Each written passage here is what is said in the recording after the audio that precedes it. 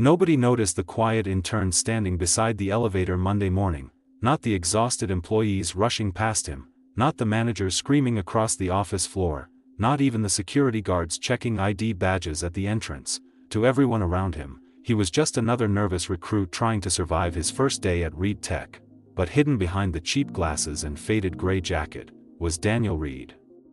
Founder, billionaire, CEO of the entire company, and for the first time in years, the most powerful man inside the building had become invisible. For months, employee complaints had been disappearing before reaching Daniel's office. Interns kept quitting without explanation.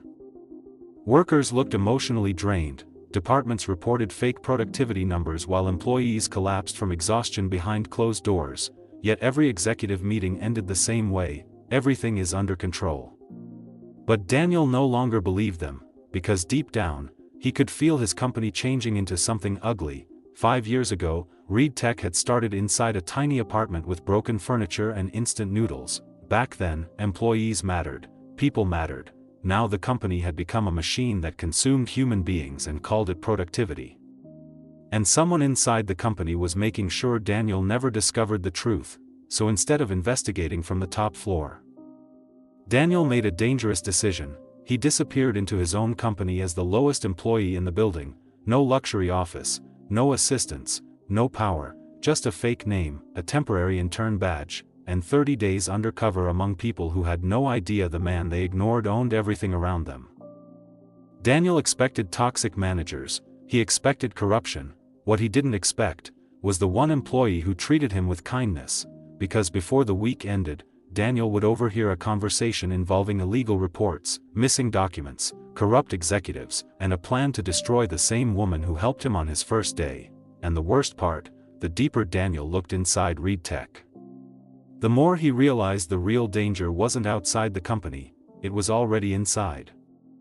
Rain slammed violently against the glass walls of ReedTech Tower Monday morning while black luxury cars lined the entrance beneath the glowing company logo. Employees hurried through the revolving doors carrying coffee cups and laptops while giant digital screens displayed company achievements across the lobby walls.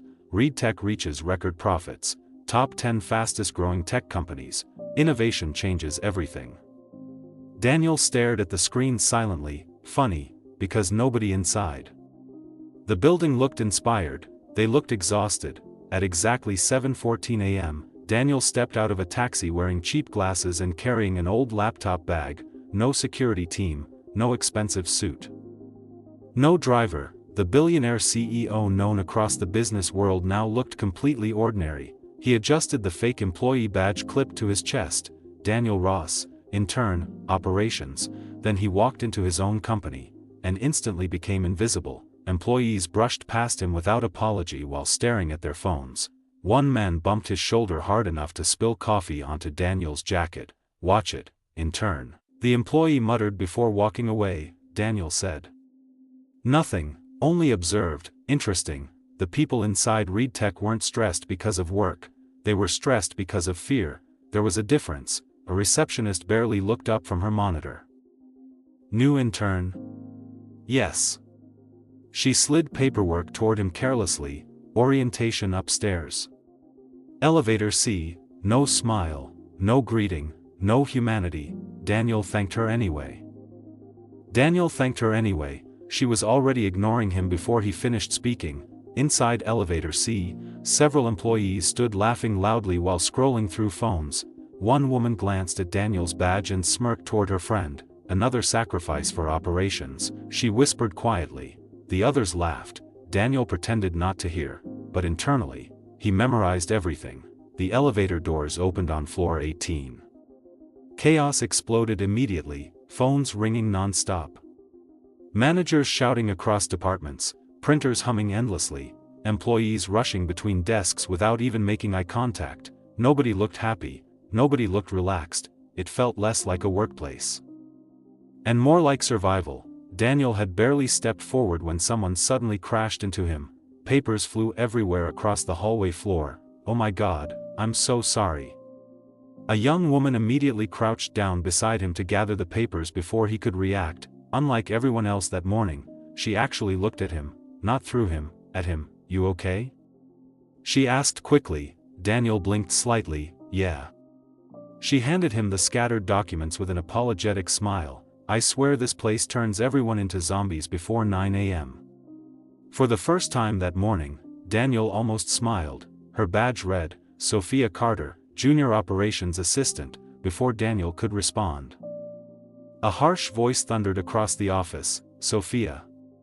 The atmosphere changed instantly. A tall manager stormed toward them looking visibly irritated. You have time to flirt with interns now? Sophia stood quickly, embarrassed. No sir, I was just helping, then help faster. Silence spread across the hallway. Nearby employees immediately lowered their eyes and pretended not to listen. Nobody defended her, nobody spoke. The manager finally turned toward Daniel. You. Orientation room. Move. Daniel nodded calmly while memorizing the man's face. Authority through humiliation, fear through embarrassment, classic toxic leadership. But what caught Daniel's attention wasn't the manager, it was Sophia, because even after being humiliated publicly, she still looked embarrassed for him, like she cared more about the new intern's feelings than her own. That told Daniel everything. Kind people were rare inside broken environments, and Sophia Carter clearly didn't belong here. Yet somehow, she was still surviving, for now. Orientation lasted exactly 14 miserable minutes. A bored HR representative clicked through company slides while barely hiding her exhaustion. Meet deadlines. Respect company hierarchy. Avoid unnecessary complaints. That was basically the entire presentation. No inspiration, no warmth, no passion, just rules. The interns sat silently while fluorescent lights buzzed overhead. Daniel studied their faces carefully. Most looked nervous, a few looked excited, one already looked defeated. Interesting, ReedTech wasn't crushing people slowly, it was crushing them immediately. And remember, the HR representative continued mechanically. ReedTech values teamwork and employee well-being above everything else. Daniel nearly laughed. Above everything else? Then why did every employee in the building look emotionally exhausted? After orientation ended, interns received department assignments. Daniel intentionally chose operations, the department with the highest employee turnover rate in the company. The same department quietly controlled by Marcus Hale. Coincidence? Daniel didn't believe in coincidences anymore. By lunchtime, Daniel already understood something deeply disturbing about ReedTech. Employees weren't afraid of failure, they were afraid of humiliation. Managers insulted interns publicly over small mistakes, workers avoided eye contact with supervisors, nobody trusted HR. Nobody felt safe speaking honestly. Fear controlled the building more effectively than leadership ever could. At 1:17 p.m., Daniel witnessed a senior employee reduce a young intern to tears because of a spreadsheet formatting mistake. You can't even do basic tasks correctly?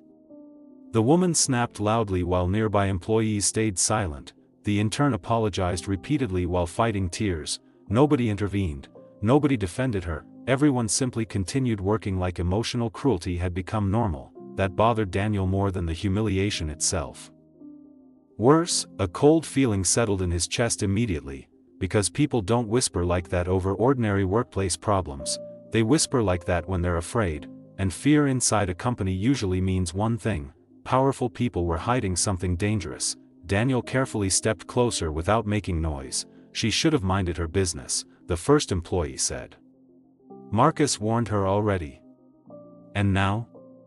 Silence. Then, now they're building a case against her.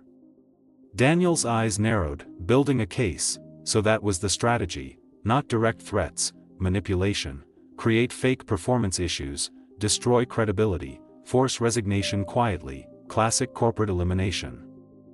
The kind designed to look legal from the outside.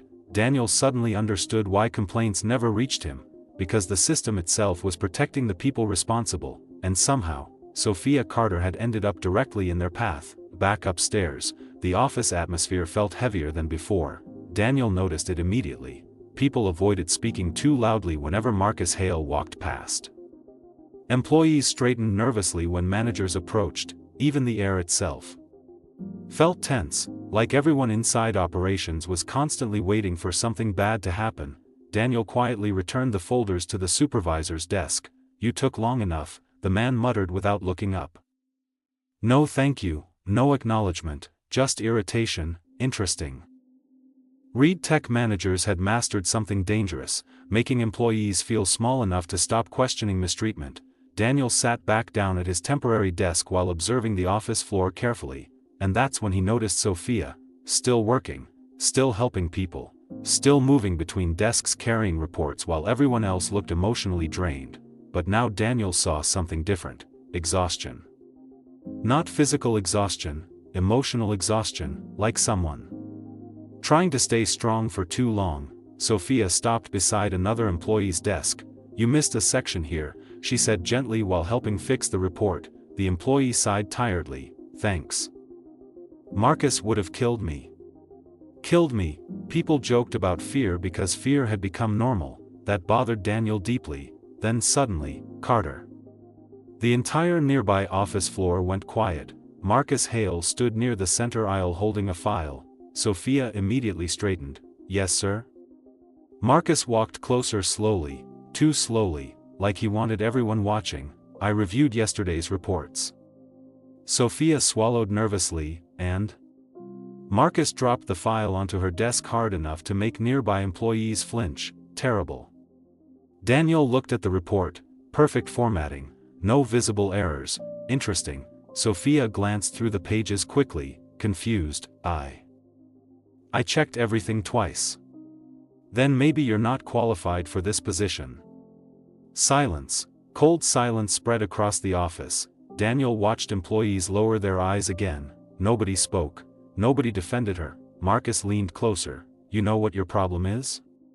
Sophia stayed quiet. "You spend too much time helping other people instead of doing your actual job."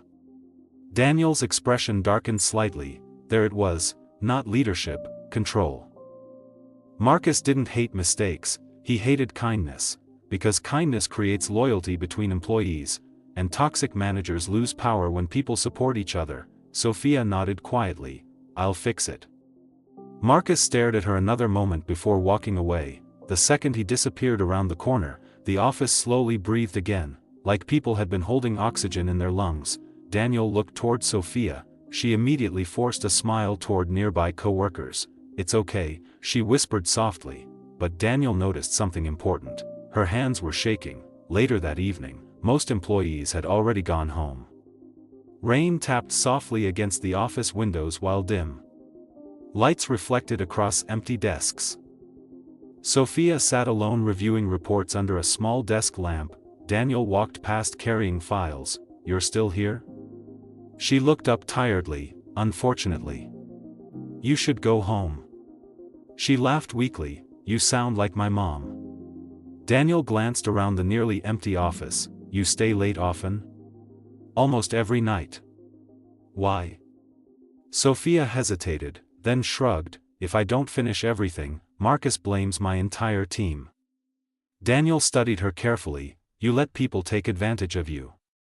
"No," she replied quietly. Then she looked back at her screen. "I just know what it feels like when nobody helps." That sentence hit harder than Daniel expected, because suddenly her kindness made sense.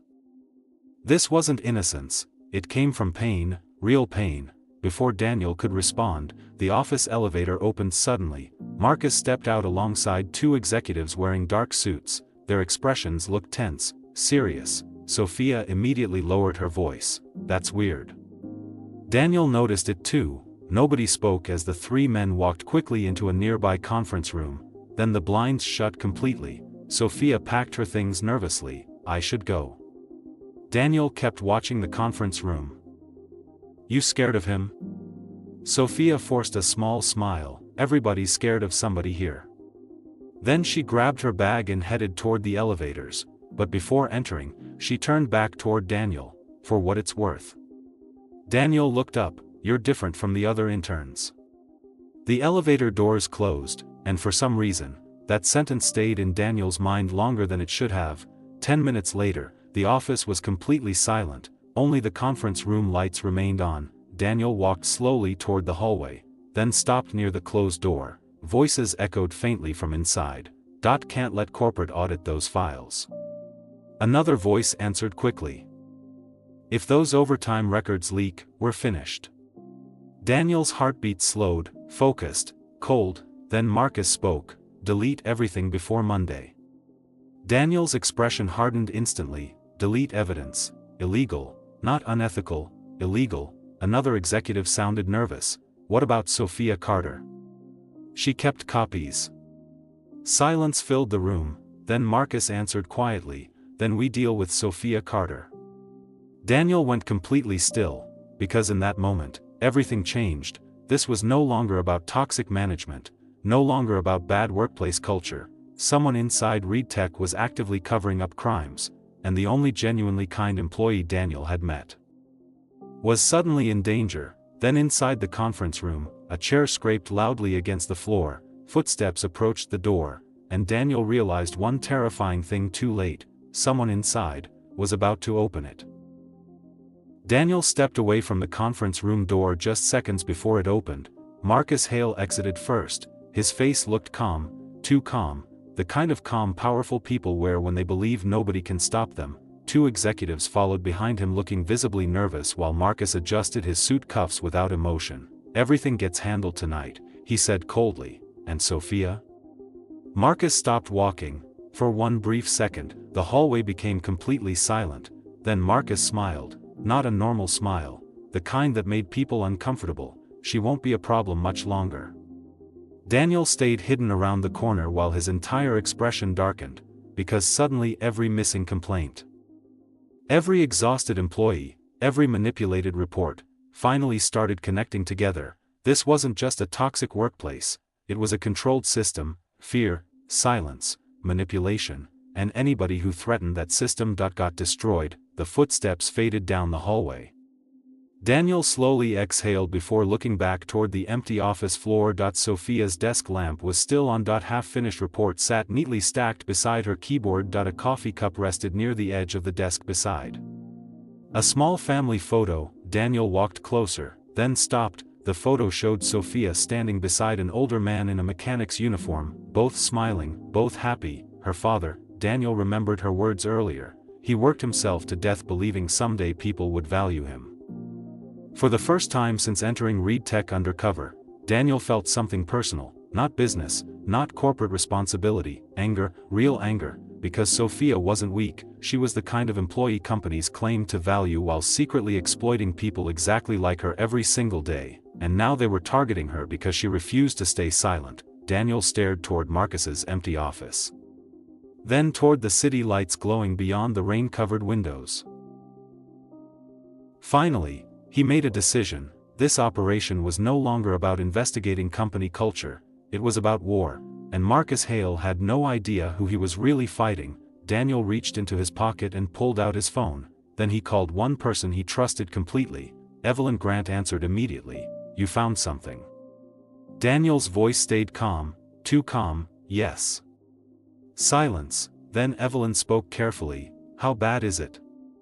Daniel looked once more toward Sophia's desk before answering. They're covering illegal overtime violations, destroying reports, and targeting employees who speak up. Evelyn went quiet for several seconds. Then, Daniel, if Marcus realizes who you are before we have evidence, he won't. You sound angry. Daniel's eyes hardened, because now it's personal. Outside, thunder shook the city skyline while rain slammed harder against the building windows, and upstairs inside ReedTech Tower, employees continued working completely unaware of what was coming, because the quiet intern everyone ignored had finally uncovered the truth, and in the shadows of his own company, the billionaire CEO was preparing to destroy the empire of corruption growing beneath him. But Daniel still didn't know one thing: Marcus Hale already had people watching the new intern, and before the next week ended, someone inside ReedTech would discover Daniel wasn't who he claimed to be.